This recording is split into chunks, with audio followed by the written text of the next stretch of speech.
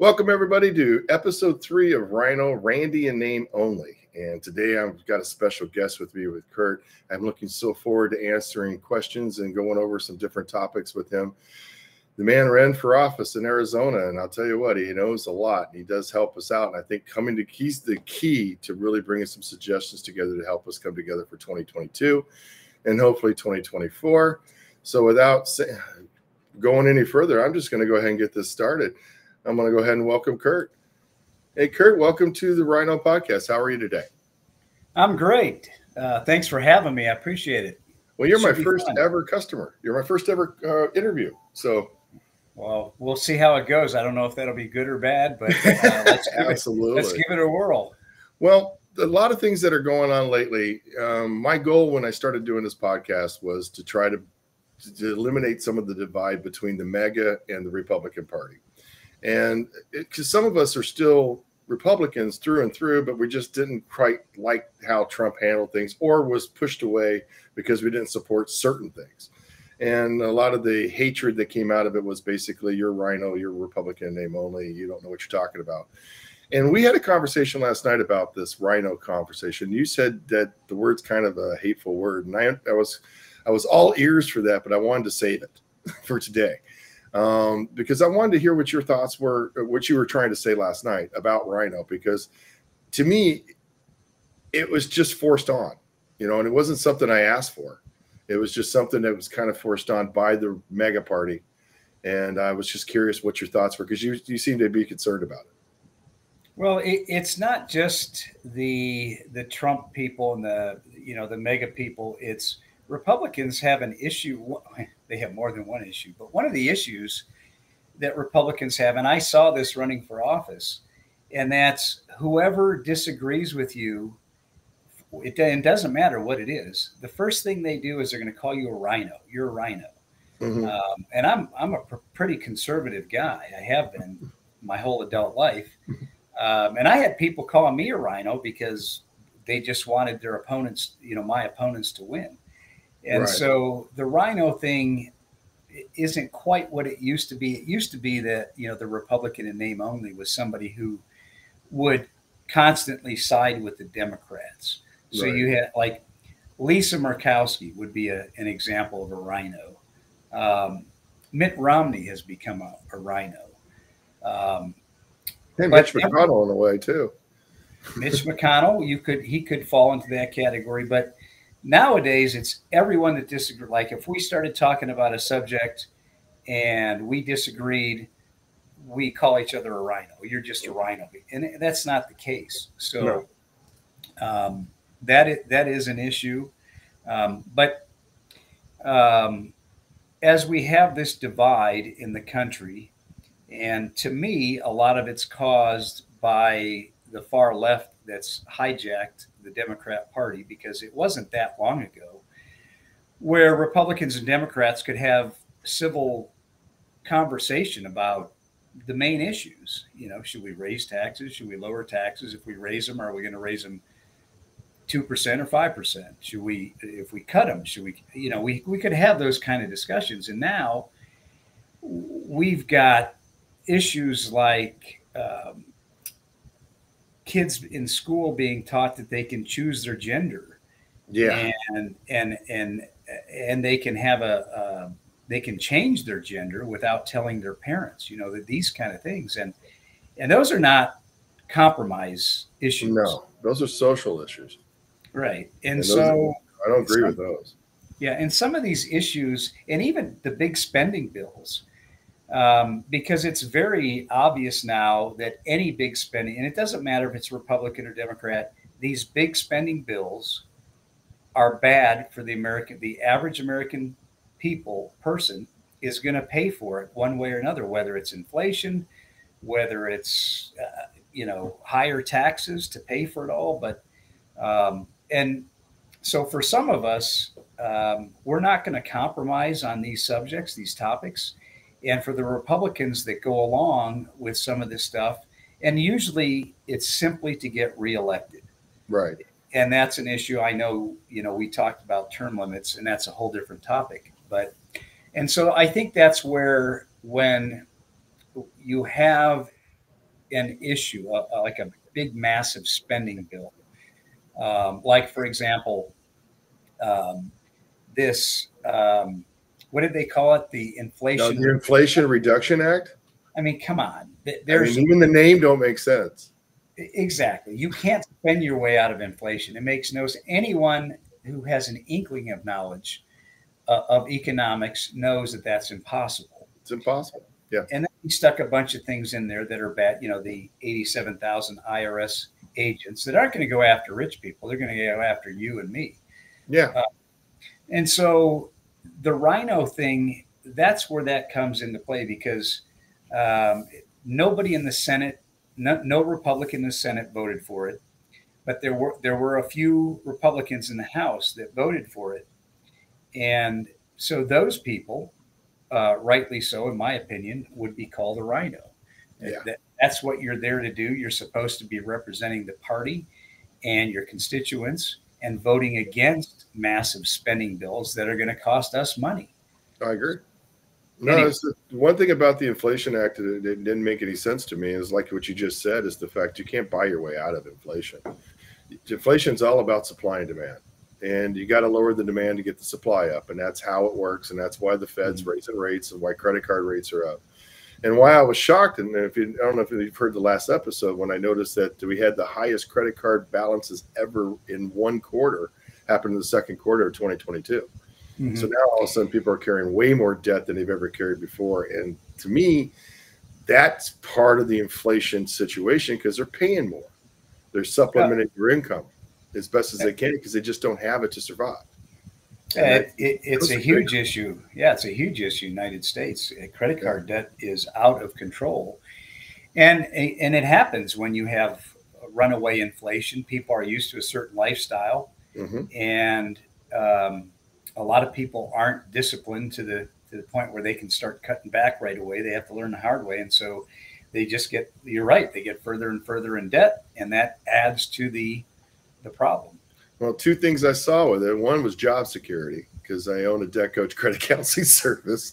I've done it for 30 years to solve people's financial debt. But number two, I saw it as a nightmare because I also handle all the bankruptcy courses for the United States. I'm an officer of the Department of Justice, and I handle that information. And that has been flooding. All of a sudden, I'm seeing left and right more and more and more people going through the courses. And I'm like, we're not even quarter way through this nightmare. So I can only see by the time we get to 2023, probably 2024, you're going to have more overweighted debt situations in this country than we've ever seen in their lives. And you're going to have a lot of people in bankrupt. And not to mention just people, I'm thinking you're probably going to throw some cities in there while you're at it. We talked a little bit last night about the destruction of a city, and it all boils down to, my opinion, pensions, promises for the future that you can't uphold today. And I think it's a big issue in cities. It's where the money goes. A lot of people wonder where all the money goes in these big cities and stuff. And it's going for people that retired 30 years ago that are still alive today that we promised we'd continue to pay for. Things like that. It's just destroying the cities. And when you do have a lack of money and you have a huge amount of people and you got a lot of people to please, the only thing you're going to do is try to go into more of a socialist environment. And that's the way that you look at New York City, you look at Los Angeles, you look at Chicago, the biggest one, in my opinion. You look at Atlanta. Atlanta's that way too. Even Dallas is a lot like this. Dallas, Philadelphia, Milwaukee. I mean, you can go down the list. The bigger the city gets, the more socialist views come out to try to please everybody instead of trying to do what's right for your city. Arizona's experiencing a lot of this lately with Phoenix. Phoenix has grown. My mom bought her house on Granada Street for $30,000, and they sold that thing for $385,000. It's a 2-room, 1-bath. I'm like, whatever. People are flocking to Phoenix, and Phoenix now is experiencing those socialist problems that you were just talking about. And pensions are a big part of that because pensions are not sustainable. They just aren't. Arizona had a $5 billion surplus this past year. And so, and it took 2 months past where the legislature usually ends their session for them to finally come to an agreement. and it was pretty heated. But one of the things they did is I think it was $1 billion and paid down some of that pension debt. Mm-hmm. But the cities need to stop that and be responsible and get away from a lot of their wasteful spending. But you can see what socialism does. It never has a good ending. I mean, we've watched it happen in a number of countries.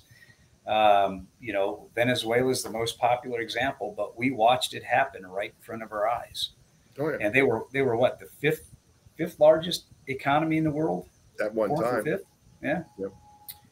Yep. Well, that's just the problem. That's just it. When you have so many people you have to please, the next thing you know, how can you run for office? If you run for office on a strict policy that you're going to do these certain things that's going to better this, if it doesn't fit into everybody's narrative, you're the bad guy. If you walk into a policy, I'm going to please everybody, for some reason you're popular. And I haven't figured that out yet, because you can't do that. That's not sustainable. That's not doable. And it's like when you were running for office, you were recently in a running for office, and I want to go over a few minutes here for talk about what happened on election day, because I still think that's a farce. That's unreal that happened to you, and happened to everybody in your district, not just you. Yeah. Well, that was the county, Pinell County you're talking about. Pinell County, but it's just the situations. Everybody's running these elections, and all of a sudden, we have this huge group of people being supported by MAGA, and we have a small amount of Republicans running against them, because we are not the party.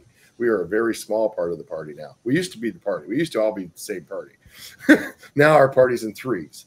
A lot of people don't know it, but there's this thing called Q out there that I think hurts us more than anything in the world. And I wish it wasn't tied to the Republican Party at all, because it bothers me. There's a lot of it that may be true, and there's a lot of it that may be false, but what it does is it makes this look just like the progressive movement on the other side, which we both agree is extreme. Views of defunding police, this Black Lives Matter movement that really was the most racist movement I've ever seen in my life, because it didn't include us. They didn't want to talk to us. They just want to tell us.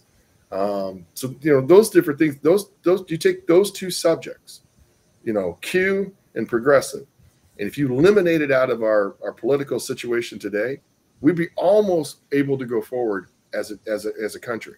I really believe. What are your thoughts on that?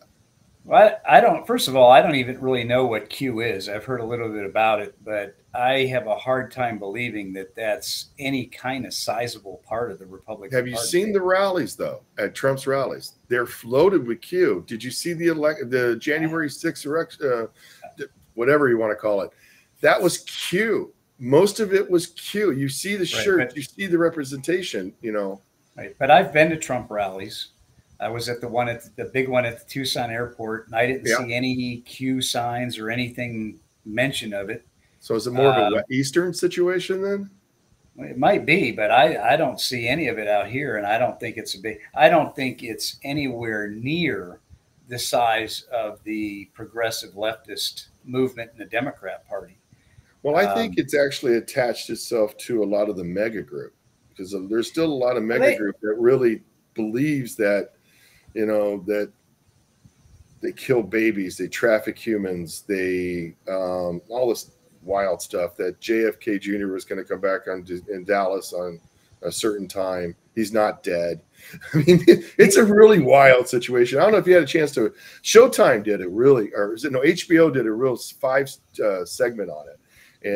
And I watched the whole entire thing going all the way through, and I just went, I can easily see how people get caught up in stuff, because conspiracy theories are really good at catching us and catching our attention, and they're fun, in my opinion, because boy, wouldn't that be cool if it was real?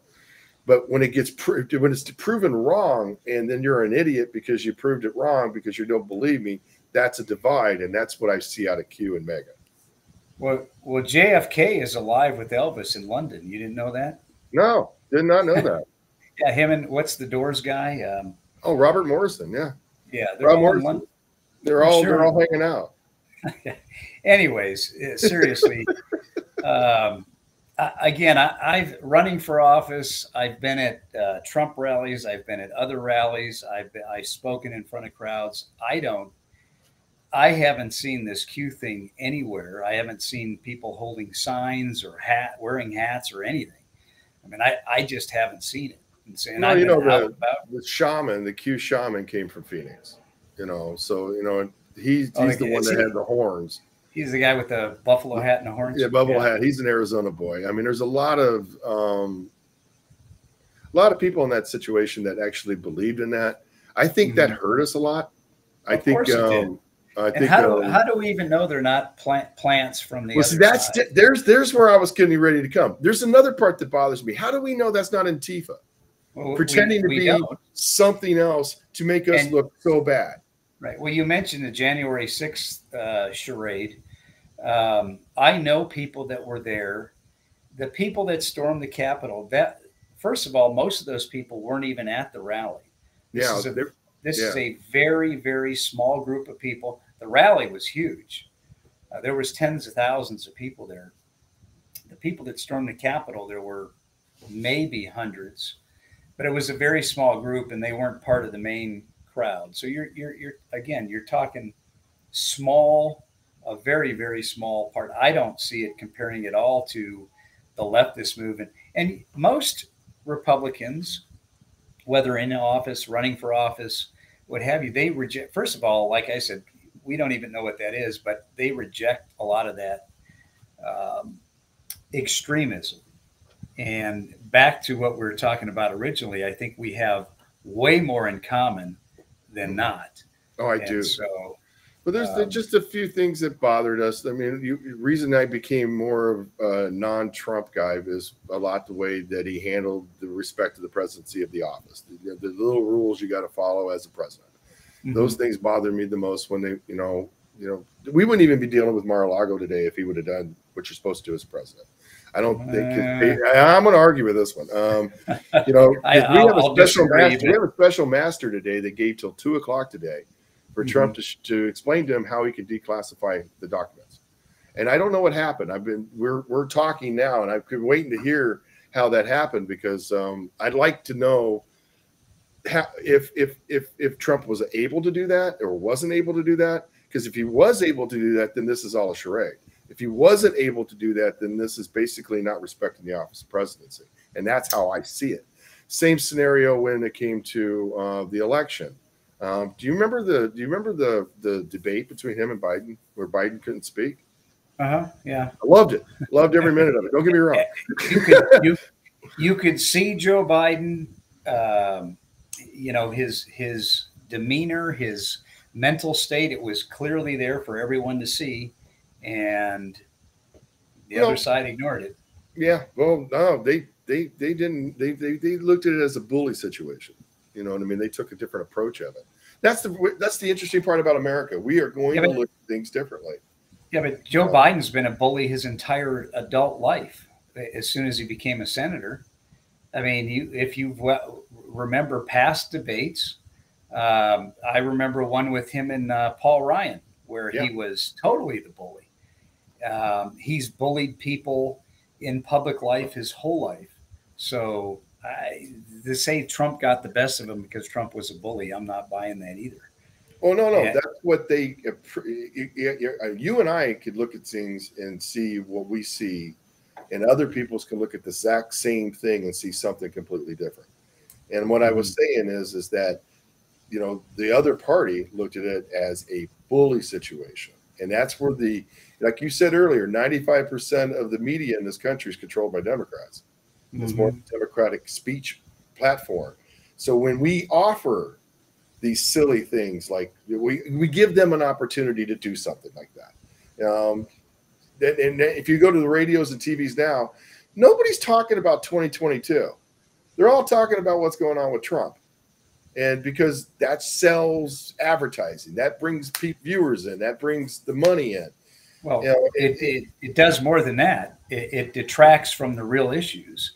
The real issues right now are soaring inflation, soaring crime, soaring illegal immigration. And so this is by design that the media keeps talking about Trump because it keeps the attention off of the real issues. I know, but we got to stop giving them eggs like that. But it doesn't matter, Andy. If DeSantis is if you go back, you remember even to George Bush and passer, but I can remember them calling George Bush a racist. I can remember calling him John McCain was a racist. Mitt Romney was a racist and a misogynist and everything else that ended with ist. Mm-hmm. So the reason they attack Trump more is because Trump fought back and they're afraid of him. They weren't afraid of Mitt Romney. They weren't afraid of even John McCain or George Bush, because when push came to shove, they would just let it go and drop the subject. And so one of the reasons Trump has such a big following is because people like the fact, they love the fact that he pushes back so hard, not just against the Democrat, but the Democrat-controlled media. I'm not saying that's right, but I'm just trying to explain why he has such a big following. And people have wanted that for a long time. People have wanted somebody to stand up and say, no, we're not putting up with your tax and spend ways. We're not putting up with your socialism ways. We're not putting up with those. And so, Mitt Romney, who remember came from a Democrat family. Yes.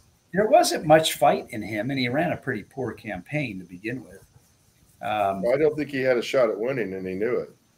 That's the way he ran it. He ran it that way. He ran it like he was going to lose. If he got as many votes as Barack Obama did 4 years earlier, he would have won, and he got less. Barack Obama got less votes than he did 4 years earlier. Yeah, Mitt Romney he got less than 12 and did in 08. Yeah, some reason, 81 million people voted for Biden in 2020. Yeah, whatever. Yeah, whatever. I will say that with you. 81 million. I was going, Trump got 74, 81. That's 160 million people voted. That's got to be one of the record numbers ever in this country. No, it is. It is the record, and well, we probably don't want to go down that road. Yeah, no, I don't either, because we're on the same page on that road, and I don't think we accomplished much. Yeah. Let's talk about taxes. Okay. That was something I really wanted to discuss. You and I kind of agree that we should redo the tax code. I mean, eliminate it. Just eliminate it and start over with a flat sales or a flat something that would force everybody in this country to pay taxes. And my idea was sales tax. I like the idea because everybody's got to buy stuff, and that includes small businesses got to buy stuff. Businesses got to buy. I mean, everybody would be involved in that solution. And with 440 million people, maybe 3%, 4% would bring in more revenue than we bring in now. What are your thoughts? Well, let me say this, and this is how I ran my campaign, because I make my decisions on taxes and pretty much every other issue based on the average working person, which we see getting squeezed all the time. And when you hear politicians talk about we need to tax the rich, okay, they've been saying that for decades. I've been hearing that. And if you're a little kid and you hear the story about Robin Hood, that might sound good, but in practice, it never works. And there's no such thing as taxing the rich with our tax code. Rich people do not pay income tax. They don't. They make their money in their businesses, through investments. And so when they want to raise the income tax, they're really talking, for the most part, about people who own small businesses. And that's the backbone of this country, not big corporations. It's small businesses. And by the way, small businesses, one of those things, we talked about this last night, it's one of the things that stand in the way of socialism. That's why the small businesses get attacked all the time. One of the reasons. But when you're talking about small businesses, oh yeah, it's how we are. Small businesses, to me, is America. It is the backbone of America. If you eliminate that, then everything's corporate and everything's huge, and then there's no reason to even have it anymore. Yeah, before there were large corporations, we had trading posts and saloons, and that's what made this country. But when they say, tax people over 250,000 or couples over 400,000, a lot of those people are small business owners. And when you start taxing them more and more and more, what do? They're not Stop just going to hiring. keep, well, they can't afford to hire as many people. You're right, but they also have to raise the prices on their products or services, because they still have to you have to make a profit to stay in business. Absolutely. You have to make a profit to pay your rent or your mortgage or your lease, to pay your people, to pay your electric bill, to buy products, to sell them. And so you have to make money. And so you can't keep taxing small business people or anybody for that. And even corporations. You want to tax big corporations more? Every time we do, we have tax increases, and you and I pay for it. The big corporations don't pay more in taxes. We pay their taxes. No, we pay. And so the whole tax thing is out of whack. And by the way, I am in the tax business, so I see this. That's why it was a great question for you. Yeah, and what I see is there's so much corruption in our tax code. It's not even funny. And I see it firsthand. I'm not going to go into specifics, but there's a lot of abuse in our system. You have people working under the table, for example, not paying anything in and getting big tax refunds out, because they'll collect.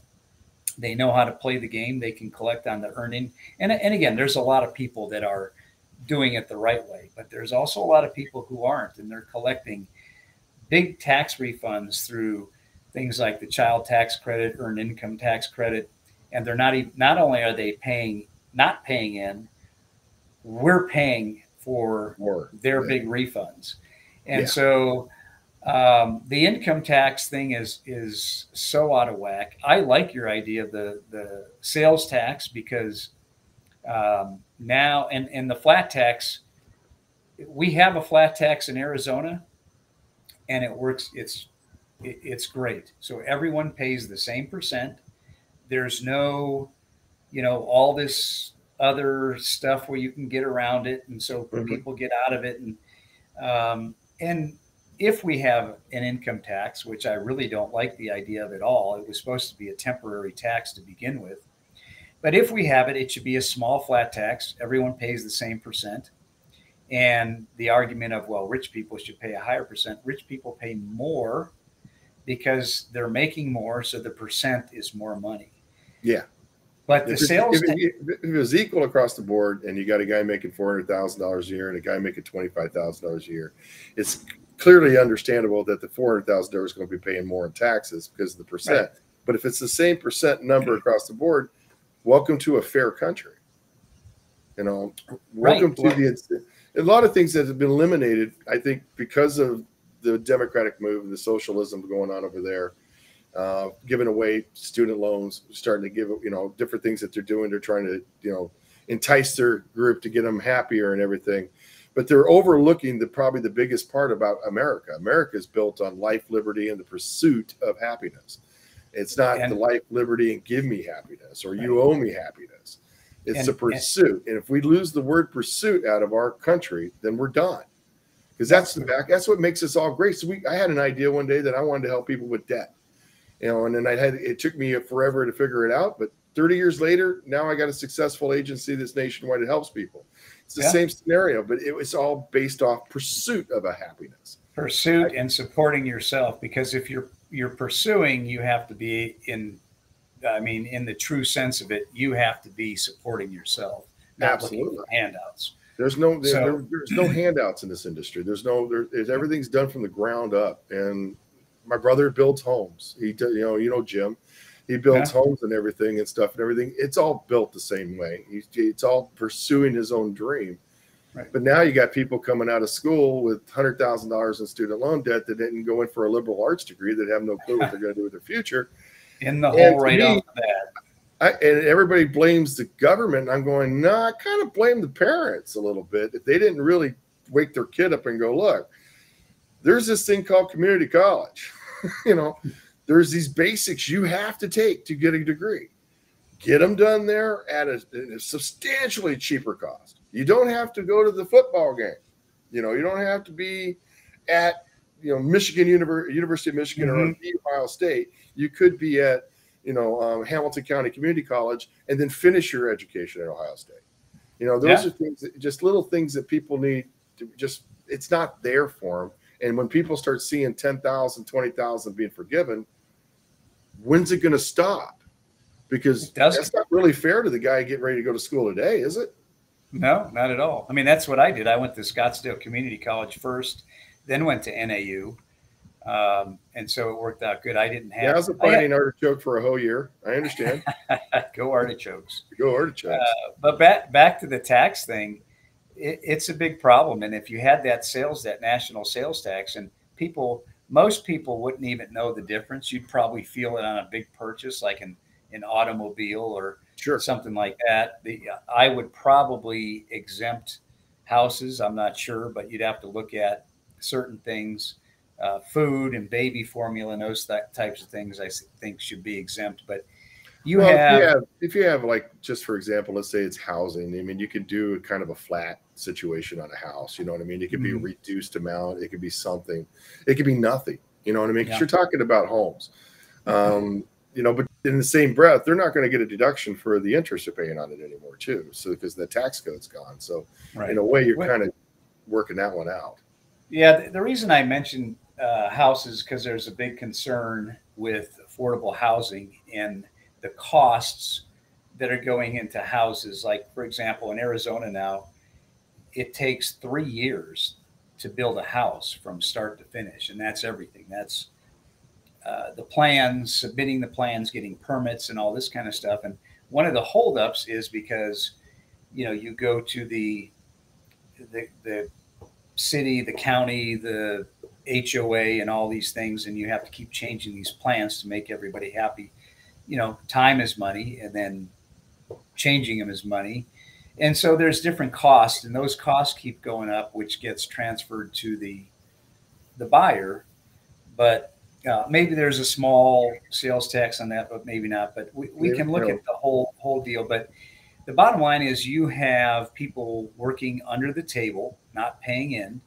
You have drug dealers not paying into the system. And all those people have it pretty good. And so they're buying new cars and trucks. They're buying jewelry. They're buying guns, whatever, name it, because they have the cash. And so now, instead of them not paying into the system at all, now they're contributing as well, which for those of us who have paid in our whole lives, that would take a lot of the burden off of us. And the other thing too is what a flat tax would do is would get rid of all the, and of course I'm in the business of tax preparation, so I'd be out of a job, but I'll find another one. But the issue is you have all these different, and this gets back to the tax the rich thing and how they get out of paying taxes. But you have all these things written in the tax code where people can, they're supposed to pay this much, but they end up paying this much or nothing, because you have they call them loopholes, but there's deductions and other things, better terms. But instead of having that, when you have a flat tax, even if people are paying a lesser percent, you have a lot less people that are getting out of the taxes they should be paying in. And this is not just a Republican or Democrat thing. We talked about this last night, and I told you I had listened to Paul Ryan, who I'm not a big fan of, but he's a very intelligent guy, really smart numbers guy. He's been on the appropriation committee and all kinds of committees. But I listened to him give a lecture on taxes and the tax code, and it's both sides. This is why we can't get the flat tax done, is because both sides have hissy fits when anything's introduced, because they want to take care of their big donors and their cronies and their people. And so, again, if we, the people, got together, which is really what your podcast is all about, bringing people together. If we, the people, would get together and vote these people out and say, we want a flat tax. But again, you're going up against two different parties. You've got a media that can tell people whatever they want, and a lot of them believe it. The media tells people we should be paying more in taxes, and people believe them. And you're like, I don't think we should. I think we should actually get rid of some of these departments that we're paying for. So, oh yeah, I mean, if absolutely. I would eliminate the IRS with the tax thing, that saved us a fortune alone there. A fortune. Get rid of the Department of Education because it has no good when it's a state issue. Mm-hmm. I mean, exactly, Nope. It's just a puppet. It's all it is. It's just a place for money. That you get rid of that. You mentioned a couple last night. Which ones would you get rid of too? Well, I'd start with the Department of Education for one. Yeah. That was nothing more than a gift to the teachers' unions by Jimmy Carter when he had one foot out the door. And it's done nothing. It's accomplished nothing. We should not have a massive federal government-run school system. You're right. It should be by the states. State issue. I'd probably get rid of the Department of Transportation. And there's and again, you're right. With a flat tax, we wouldn't need an IRS. I had an employee last year. He was he's originally from Arizona, but he spent a good part of his life in the UK. Him and his mom live there now. He's there now, but they were back for a while and applied for a job. And I was like, "Are you going to be living here permanently?" He goes, "No, we're going to go back to the UK next year." He goes, "We don't have all this in the UK, and most European countries don't have. People don't file tax returns. They don't have paid tax prep." And I go, "Well, what do they do?" He goes, "Well, if you work for a living, you have whatever percent it is, and they have a tiered system. So if you're in the 10% tax bracket, they take 10% out of your paycheck, every paycheck. If you own a business, you submit a report somehow. I don't know the inner workings of their system, but so by the end of the year, you've already paid your taxes. There's no reason to file a tax return. I mean, right. And again, this gets back to our big, massive, bloated, corrupt federal government that won't change it. They don't want to do what's right for us, the little guy, the working class. It's what's going to take care of them. That brought up a subject because I was talking with my brother Jim one time, and we were talking about how many departments that Trump didn't fill the heads for. It just goes to show you we don't. And I go, he didn't need them. Exactly. I think what he just showed us is he doesn't need all these people. Yes, and he did it on purpose. Yeah, I mean, I understood that, and a lot of people didn't get it, but I got it. I mean, I get it. It just shows what you need and what you don't need. I think we can cut the government in half. Being a libertarian, I'd live for it because I'd like the government out of my life as much as possible. But that's just me. A lot of people love the government. They want them in their life as much as possible, and I don't understand that. That to me just sounds like you need a big brother to educate you and help you hold your hand. Yeah. I think most people, when you get down to it, are more libertarian than not, especially our age group and even a little bit younger. I think the sense of entitlement that now people have has factored into this. But you're right. The government could at least be cut in half. And the best example of all this now is the area around Washington, D.C., in Virginia, Virginia in particular. And that used to be a Republican state. It used to be a red state. Now but you lose Fairfax and Alexander and all that stuff too. The Democratic Party, we're losing Virginia.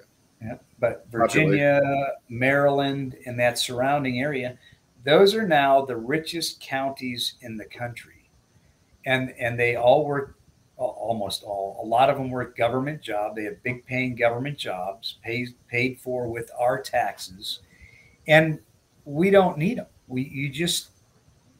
We don't need them. Yeah, we don't. We can cut in so many different areas. Now, we teased our audience earlier about this your election down there in Arizona, on the election day situation in the Pinal County. Was it Pinal County that was?